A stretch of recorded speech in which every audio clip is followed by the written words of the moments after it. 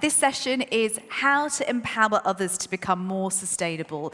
And our speakers have all been shortlisted, or their companies have been shortlisted as part of the Add Net Zero Campaign Award. So I'm going to hand over to Seb for the introductions. Thank you. Thanks, Geeta. Yes, so we're going to look at several of the shortlisted companies. I'm absolutely delighted here. We've got representatives from NatWest, Sky, and MGOMD for this session. So welcome to Sarah, Tim, and Amelia. We're really delighted to have you. And I suppose what we're looking at here is how companies and advertisers can create more sustainable behaviour. And we're starting to unpack that, following the presentation from Google and Ipsos across the sectors. So we have cross-sector examples here. And I suppose, it'd be really just good to hear from each of your businesses, maybe starting, Sarah, with you. Why and how does creating more sustainable behaviours amongst customers and citizens pay back to your business success? How does your business talk about that relationship? So from a Sky point of view, we've done a huge amount of work in sustainability. I mean, the last probably 15 years, Sky have been campaigning for against climate change and setting up a business that is net zero carbon. So the offices are, the products are, and that, it sort of being ahead of the game, I guess, in some ways is good because it kind of helps change consumer behaviour with you rather than having to set things up that you then need to change afterwards. And then, for Sky, as much as aside from being a huge business that's got a corporate social responsibility, we're also a broadcaster, and broadcasters have a huge amount of power in this space that we work in advertising to get people to change their behaviour. So that's one of the other things that we really look to do. No, absolutely. Tim, what about for your company? From an agency perspective, it's really about employees and training. Stephen Woodford yesterday spoke about the need to upskill in the skills and the language of sustainability and some of the processes. And not all clients are in the same step in their journey. So working with the Media Trust and lots of charities in the sustainability space allows us to sort of democratise that knowledge and upskill employees in some of the comms challenges that some of the charities we work with are facing. It's a really great way of kind of engaging employees as well, getting them to work cross-team, to step out of their day-to-day. Media has become quite focused and quite specialist in specific areas, and actually working on a charity challenge brief, as we've been doing with our employees, allows people to kind of take a step back and look more at the kind of holistic picture. So that's interesting. Both these examples, we're talking about the behaviour change journey for employees as well as customers of our businesses. So Amelia, at NatWest, how does that kind of play out at NatWest? Yeah, so I guess as a bank, there's some very, very clear links between sort of supporting sustainability and business success. So things like ESG funds, we know they're doing really well at the moment. And I think most excitingly, kind of supporting business customers who are in the sustainability sector as well. But when we look internally, so Alison Rose came in as our CEO a couple of years ago now and really redeveloped our kind of strategy and thinking to be very purpose-led. And I think it's very clear kind of in terms of colleague engagement, how important that is. So, we know it's important for people to feel that they've got kind of a bigger purpose to what they're doing at work. And that's also true for kind of, I guess, future talent as well. So I think around 70% of millennials. So it's really important to them that the work that they do has a wider impact, positive impact on the planet. So you can really see that in terms of kind of engagement and motivation when it comes to my colleagues. And what about your customers? I mean, you have got, so many customers in all situations, all walks of life, all parts of the UK. I mean, you must have one of the broadest customer bases, that maybe along with the broadcaster. Yeah, completely. And I think it's really important to think about how we approach our different customers differently, right? So in a way, it's easier with our business and corporate customers because a lot of them are wanting to go on the same journey themselves. And there's very direct things that we can do to support them to kind of future-proof, invest sustainably, and sort of, I guess, nudge them in those directions. With retail customers, it's a little bit more difficult because kind of as we've seen already in some of the presentations today, it's harder for people to make that link between banking and sustainability. So some of the things that I'll come on to talk about later will definitely show you how we're trying to do that, really. No, it's very good. And it's quite interesting, the breadth of the customers in both your organisations. So thank you to your colleagues for submitting entries to the Campaign AdNet Zero Awards. I mean, that's much appreciated. You know, you can't have awards without entrants. So we really appreciate that. And well done on getting shortlisted. So maybe let's have a look at each of those. But let's start with the Sky entry. Maybe you just want to say a couple of words to introduce it before we play the film. Yeah, sure. So kind of the big Sky, as I call it, have done a huge amount of work in this space, as I mentioned before. But from a Sky Media perspective, so we're the advertising arm of Sky, we wanted to play our part and, you know, in the opportunity for advertising to help drive consumer change, we thought was a big one. So last year we set up the Sky Zero Footprint Fund, which is a £2 million fund for brands to pitch for, who have got a great sustainable story and the chance to drive big change within that space. So last year we had about 80 entries to start with, from all sorts of different brands. And I think Matt showed earlier the 5 brands that ended up winning last year. And interesting last year that all 5 brands were new kind of startup brands. And what we saw within the entries was that it's a lot easier, it's not easy, but it's easier for startup brands who are establishing their business as a sustainable business from the word go. Whereas entries we got from some of the bigger brands, it was kind of around the edges of their business. It wasn't authentic. It felt like greenwashing in many places. So ultimately, the five kind of startup brands got through. You know, and made a whole range of brilliant different ads to get people to buy their products and to get people to change their behaviour as a result. This year, we were kind of desperate to try and get some bigger brands in as well. So we put that call out. But a similar thing happened. We still ended up with a lot of brands kind of, you know, just driving loads of, having huge carbon impacts and around the edges having some electric vehicles, for example, that, you know, just not enough to make the difference. But we've ended up with the 5 brands we have this year. There's 4 kind of new brands effectively. We also got Royal Mail.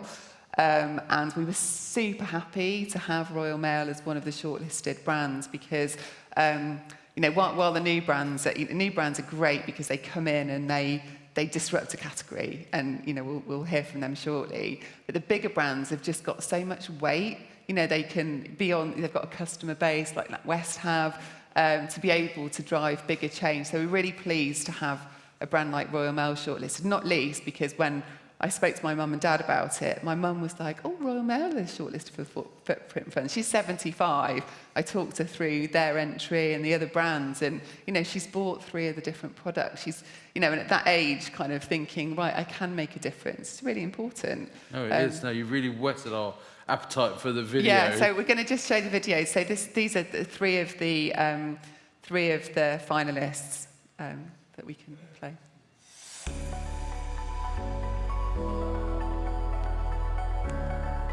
I would say that sustainability isn't actually one of the main things that's core to our business. Fighting climate change proactively is why Ecosia exists.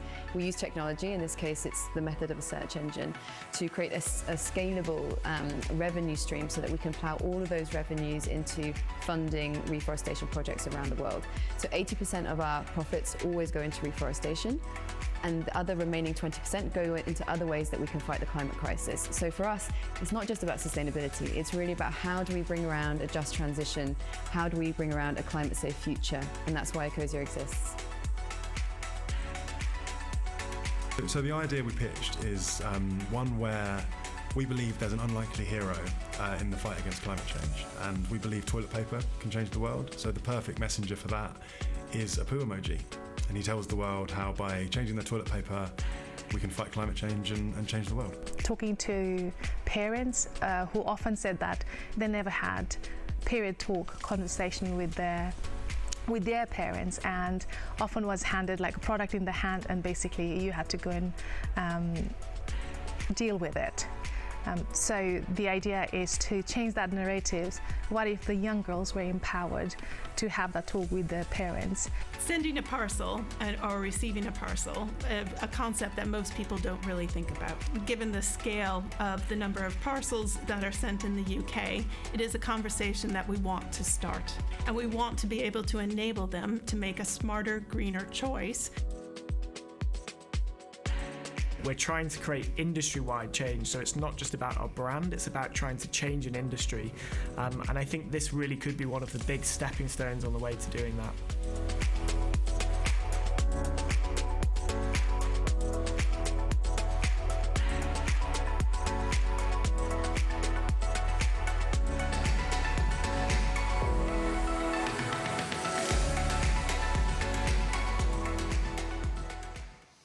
So terrific. So what I'm taking out of that is to all big and established brands out there with, you know, a big consumer base that you can mobilise. Get your entries into Sky Media for next year, because you know it'd be great to see some of our biggest and most well-known brands also doing some heavy lifting in this space. So good luck with the fund. Thank you. Thanks. We look forward to seeing the ads for these companies. Yeah, so we've actually got the Grand Prix in about 5 weeks from now. So with this fund, we've got the 5 finalists, as you saw there, and then they actually have to make the ad.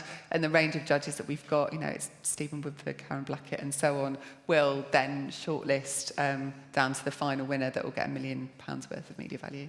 Brilliant, fantastic. So, Tim,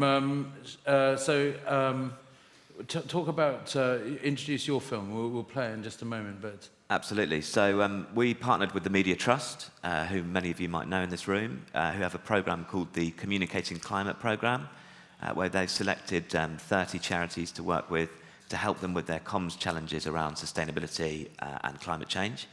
And effectively, as MGOMD, we kind of worked with them to work with the charities to get their voice heard. So effectively, the charities worked on writing a brief for us. We then came together as an agency and then split into teams, and each worked on each individual charity brief. The guys had 2 weeks to kind of finalise the brief and get prepped, and then over the course of a few days, they responded to the brief and then presented their work back to the charity. It's obviously incredibly enriching experience for our employees to connect with a charity with a great cause, and the range and the diversity of the charities selected by the Media Trust and the Garfield Weston Foundation was incredible. We were part of that process this year as well, so amazing to see how they kind of work with the charities they select. And they were everything from kind of the Rivers Trust, who ended up being our winner, all the way through to the Women's Environment Network and the one I worked on, which was a community garden in Newcastle.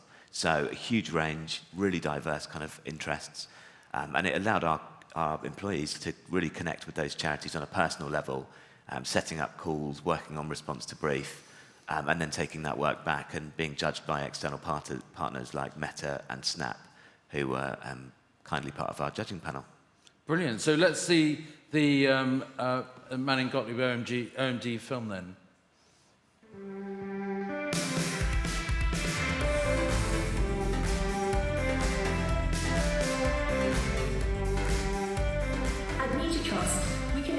Work we do to give charities, marginalised communities and young people a stronger voice because of media and creative industry support. Climate change isn't just something that should sit as part of a corporate social responsibility policy, but something we can actively engage in as individuals and come together around as an agency. We, in partnership with the Media Trust, created a programme in which we wanted to help and support a number of different climate-related charities and organisations. It's unbelievable how much good stuff came out in such a short amount of time. But again, there can be only one winner, so massive congratulations to the Rivers Trust team. Yay! Well done!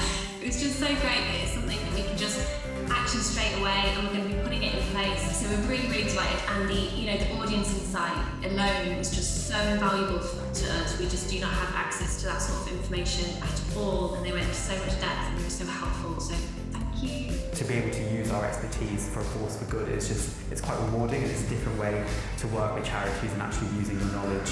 It was really good to just see MG at its best when helping other people.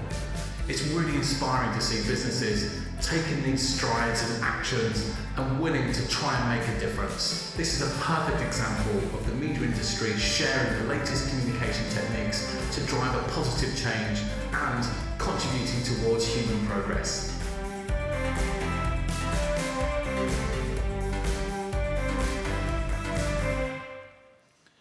Great. I think we've got a good sense of what went on. So what kind of skills that we have in the industry, really seem to make a difference to these charities? What were you actually doing that was kind of, a sort of game changer for them? So in reality, it was kind of the specialism in what we do. So we have access to tools, insights, data that many charities, don't have access to or could only dream of. Accessing in finding out more about their audiences or best ways to communicate. A lot of the teams looked at working with media partners, so looking at how they could unlock funds, for instance, for charities from them, or leverage kind of smart ways of using social media that would get their message heard. And it really kind of broadened out some of the charities' knowledge of how to communicate. And actually, often this was a bit part of one person's job in some of the charities, really small scale. So to have a real team of people working on it just kind of helped them and empowered them. One of the biggest outputs was that the charities felt more empowered to do more in comms and to do more with their time that they did have available. And some of those charities now have an ongoing relationships with some of the teams that worked on them. So a really nice kind of story there.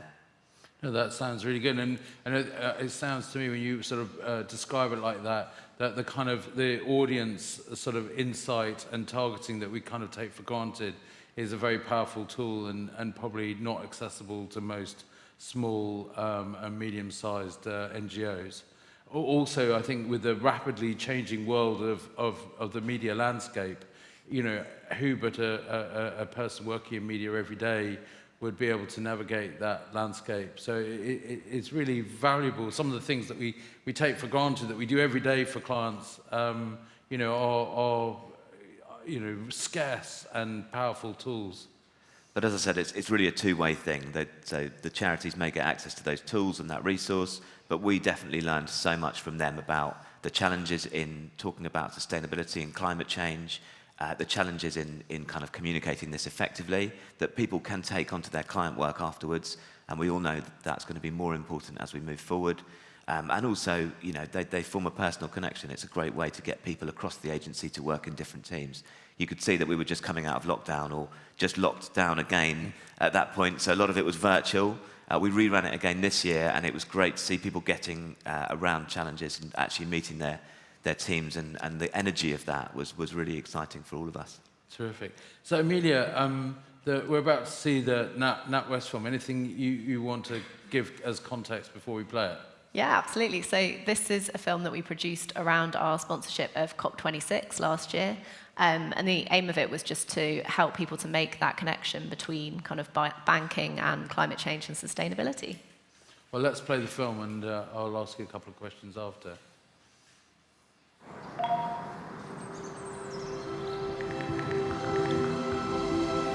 How we use our money today can change the world of tomorrow. Because money has the power to create a greener planet. Or to make things even worse. At NatWest, we know we haven't always got it right.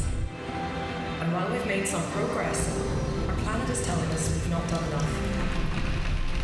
It's time for us to do more and do it quicker to help our customers.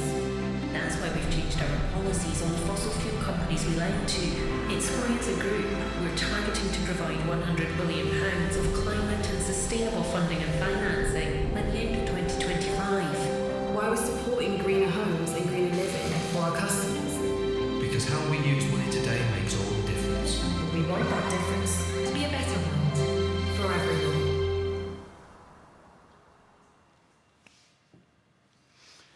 Great. So, clearly it's a mission from the top, and as we've said in previous sessions, essential that the business strategy and the sustainability strategy are interwoven. You can see some of the claims coming through in the film where that thinking has brought it together.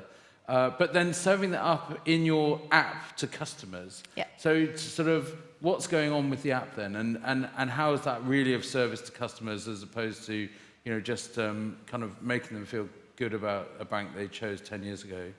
Yeah, absolutely. It's a good question. So one of the things that we've developed in our retail app for customers is something called the carbon tracker. And what that allows our customers to do is understand the carbon emissions that are linked to their everyday spending. But not only that, it also gives them sort of ideas and hints and tips of how they can reduce their carbon emissions. So this is really important to us kind of from a strategic perspective, because we wanted, through films like what you've just seen, to make sure our customers are kind of informed on what we're doing at a corporate level and inspired as well. But we also want to empower them to take action as individuals.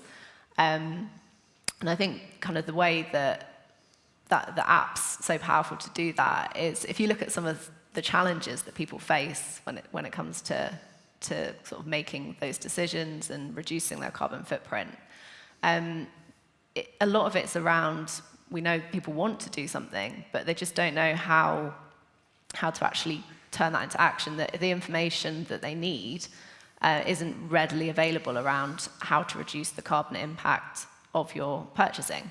So that's why it's really useful having that in the app. So we know people log into the app however many times a week, and as part of that, they can then check their emissions, check their tips, and the tips that we're providing are generally quite, we feel that they're quite straightforward, or small tweaks for people to make. So things like, say they've just done a big grocery shop, we might say to them, have you thought about having less meat as part of that grocery shop? Or if their energy bills maybe just come out, we'll prompt them towards, have you thought about looking at sustainable energy providers as another way to reduce your carbon emissions? So yeah, really trying to kind of give individuals actions that they can take themselves, as well as letting them know kind of what we've been doing at a more corporate level.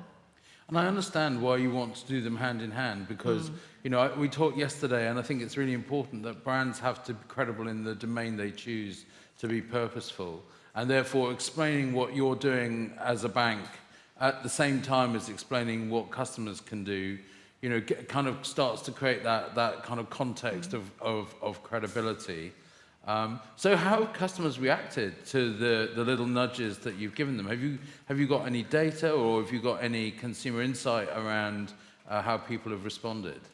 Yeah, so it's actually gone down really well in terms of engagement. So after the film was launched, we actually saw a 10% spike in people using Carbon Tracker, which was particularly impressive considering we didn't actually have a way of sending prompts to customers to let them know it was there. So that was just people finding it organically on the app.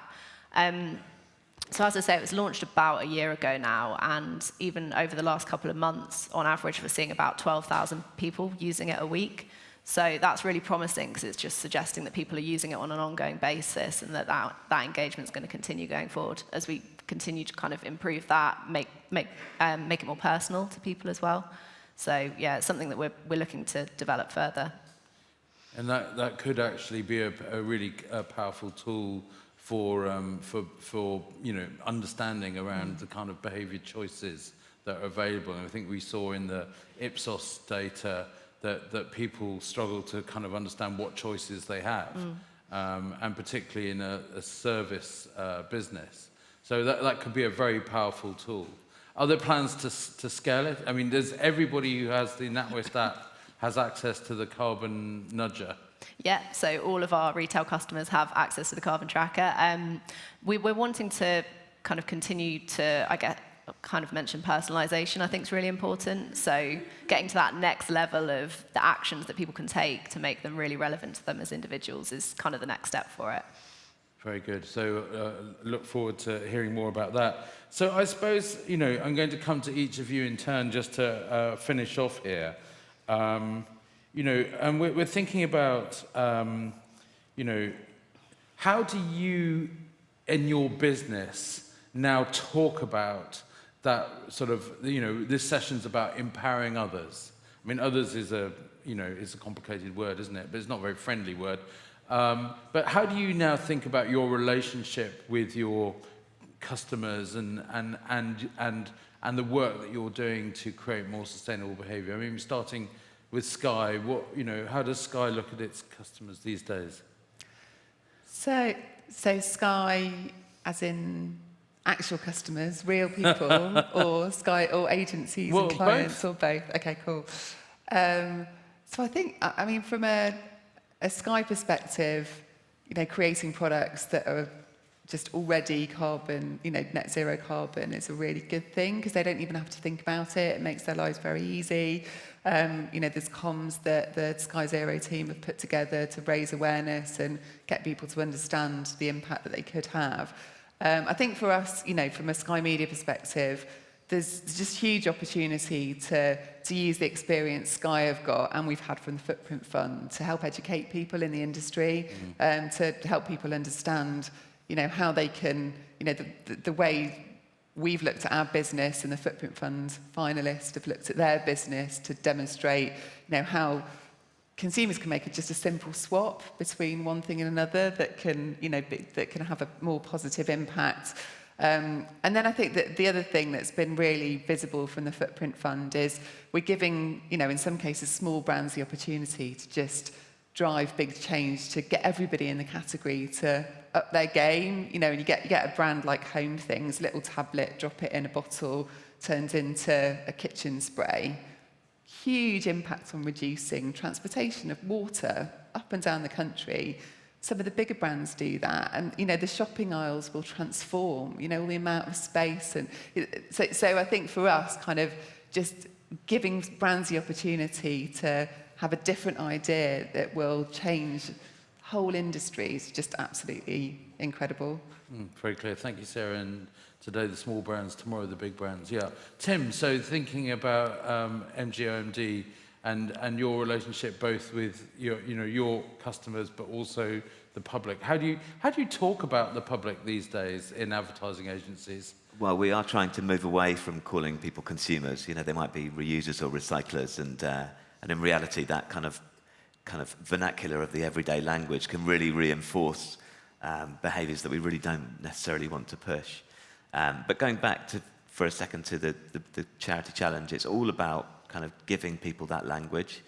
So in combination with things like Change the Brief training, which the agency are undergoing, this gives them a real tangible opportunity to kind of, play out some of those principles.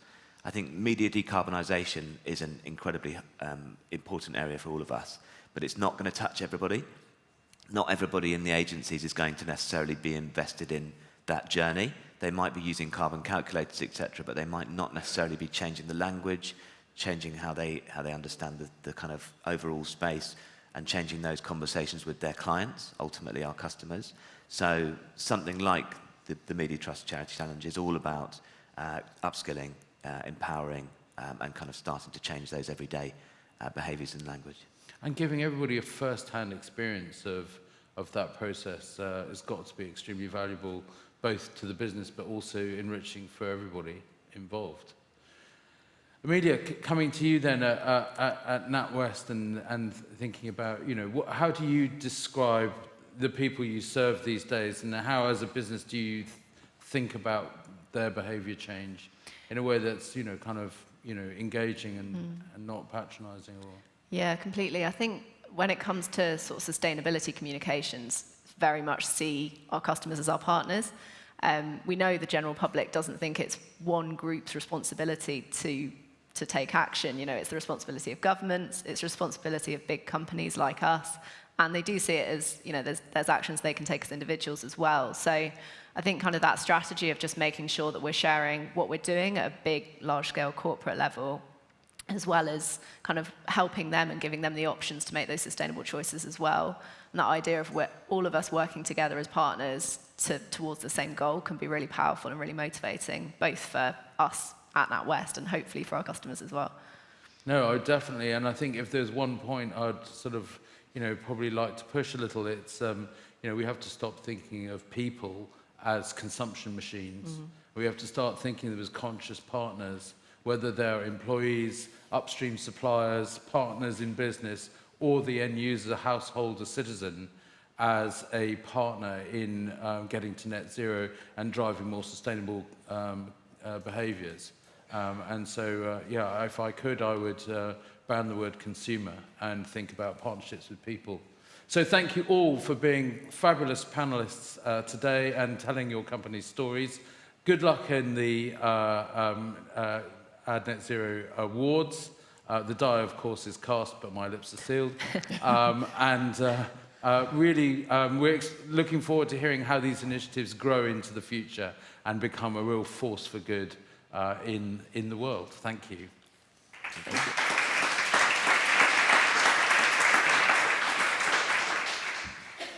Thank you so much, Seb, for hosting that incredible session, and we'll invite you to leave the stage. Thank you.